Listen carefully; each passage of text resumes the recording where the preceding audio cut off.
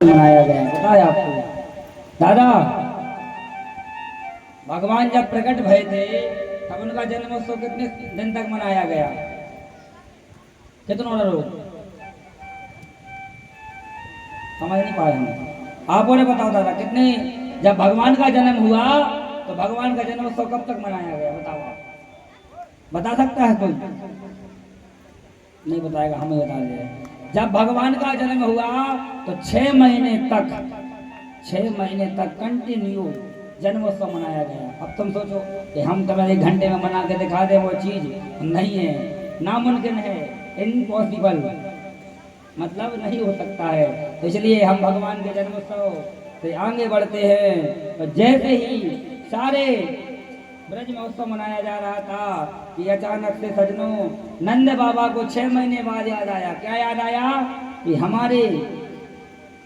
हमारी जो पड़ोसन है, कौन है हमारी पड़ोसन? श्री रोहिणी जी।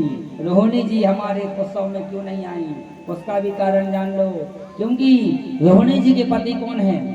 वसुदेव जी। और वसुदेव जी कहाँ हैं? कंस की कारागार में बंद है।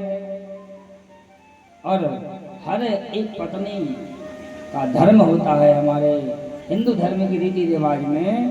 तो जब किसी के पति के जीवन में, किसी की पत्नी मतलब किसी पत्नी के पति के जीवन में यदि संकट होता है, जब उसका पति संकटों से घिरा होता है, तो पत्नी फिर ज़्यादा अपने जीवन में खुशी उत्सव नहीं मनाती है। सजनों ऐसे ही यही कारण रहा कि रोहिणी जी नहीं आई। जब रोहिणी जी नहीं आई तो यशोदा जी को ध्यान आया। क्या ध्यान आया? कि बताओ, दिया तरे अंधियारो, पूरे गांव वाले आ गए, कहाँ कहाँ के लोग आ गए, लेकिन रोहिणी जी तो आई नहीं। पता किया, तब जा कर के नंद बाबा यशोदा जी रोहिणी जी के पास गई। बोले बहना, क्या तुम्हें हमारे लाला होने की खुशी नहीं है क्या? बोले खुशी तो है, पर आप जानती हैं कि बेचारे हमारे पति जेल में बंद हैं, पता नहीं उन्हें भोजन मिला कि नहीं मिला, कैसे वो हैं, क्या उनकी व्यवस्था है। तब जाकर के नंद बाबा कहते हैं कि आप चिंता मत करो, हम उनसे मिलने के लिए जाएंगे, आप चलिए।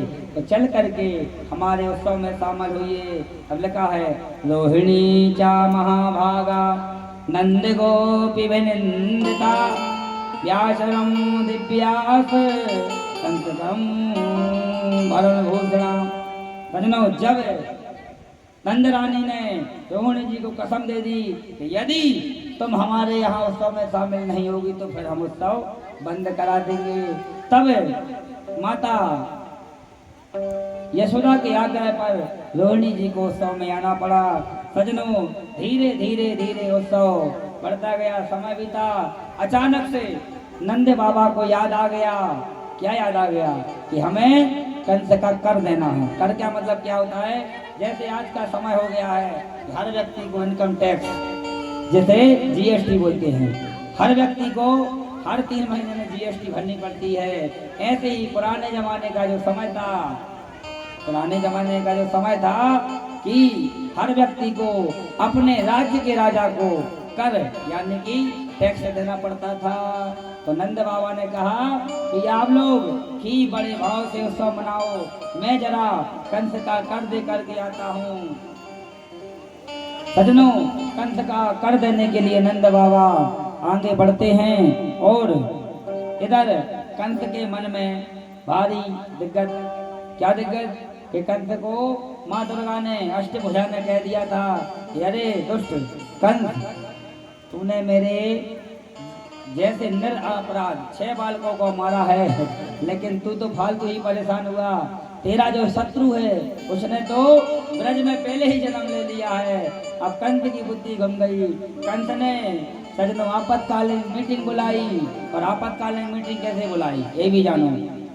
जब पुराने जमाने का जो राज्य चलता था तो राजा का जो राज दरबार होता था उसमें एक बहुत बड़ा घंटा बांधा जाता था। उस घंटे को बजाते थे कि सारे लोग दौड़ करके राजा की सभा में पहुंच जाते थे। वैसे ही कंस ने जब वो घंटा बजाया, सारे सेनापति सभापति आ गए और कंस ने फिर अपना दुख जताया कि भैया, हमें तो पता है कि हमारे शत्रु ने ब्रज में जन्म ले लिया है। तब कंस का एक चतुर्दूत क्या कहता है? जैसे कई लोग ज्यादा ज्यादा हो सकते हैं ना, जिन्हें क्या कहा जाता है? चापलूस। चापलूस कहीं कहीं ज्यादा हो सकते हैं। वैसे कंस का एक चापलूस कहता है कि महाराज, कंस क्या कहता है कि हमारे शत्रु ने जन्म ले लिया है।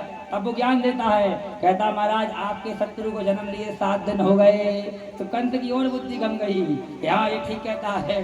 बोले क्या किया जाए? तब बोले उसे कैसे मारा जाए, कैसे रणनीति बनाई जाए। तब उस सभा में खड़ी कौन? पूतना। पूतना ने कहा कि अरे भैया तुम काहे चिंता करते हो, यह काम आप हमें सौंप दो। बोले तुम्हें ये काम कैसे सौंप दें? बोले तुम तो राक्षसी हो। बोले तुम्हें कौन तुम्हें अपने घर में घुसने देगा? बोले तुम चिंता मत करो। बोले हम ऐसा मेकअप करेंगे, ऐसा मेकअप करेंगे कि कोई हमें नहीं पहचान पाएगा। और सजनों आप सब लोग जानते हैं तो जो आज का समय चल रहा है मेकअप का कितना ही हटाओ, कैसा भी व्यक्ति हो कैसे भी लगने लगता है। और धीरे धीरे जब पूतना ने बताया कि मैं तो मायावती हूँ, बोले तुम कैसे मारोगे? बोले हम अपने स्तनों पर हलाहल विष लगा लेंगे। और जहाँ पर भी, क्योंकि आज का समय तो ऐसा है कि मोहल्ले में बालक हो जाए किसी को पता ही नहीं चलता, लेकिन पहले के समय में जब किसी के यहाँ बालक होता था तो सारे 2-4 जिले में पता चल जाता था। लेकिन आजकल तो बाजू वाले गया हो गया, पता ही नहीं, अपन तो अपनी मस्ती में मस्त हैं। बोले कि जहाँ जहाँ जिस बालक का उत्सव मनाया जा रहा होगा मैं वहां जाऊंगी बधाई देने के बहाने और अपना स्तन पिला करके आ जाऊंगी, और स्तन पीते ही वह बालक मर जाएगा। बोले ठीक है जाओ।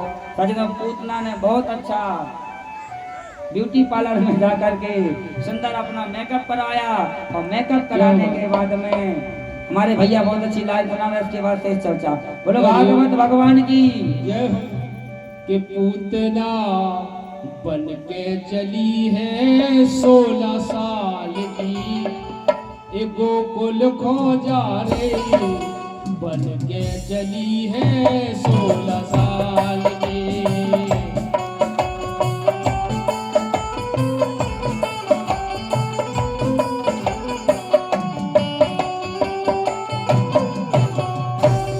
पूतना बन के चली है 16 साल की, गोकुल खो जा रही बन के चली है 16 साल की।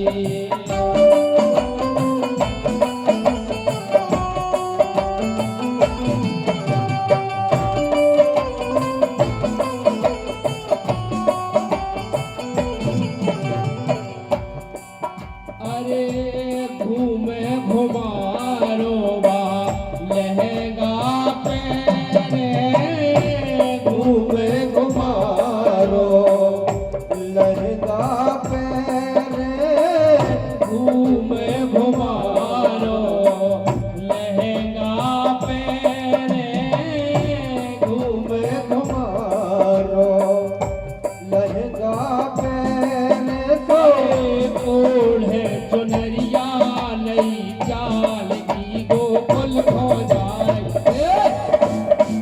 पूतना बनी है 16 साल की।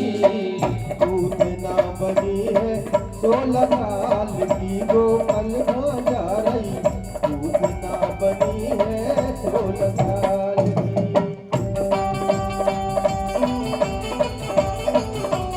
हरि बोल।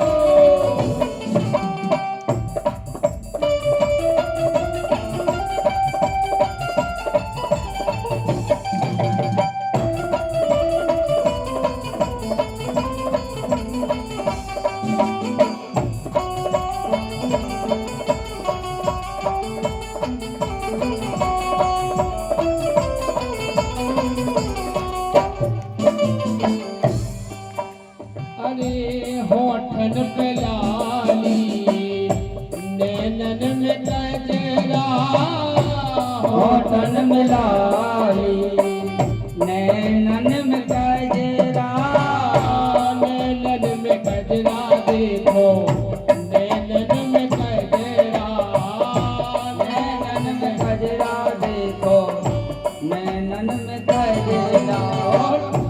चुटिया गोलई नई चाल की, गोकुल खो जा रे बन के चली है 16 साल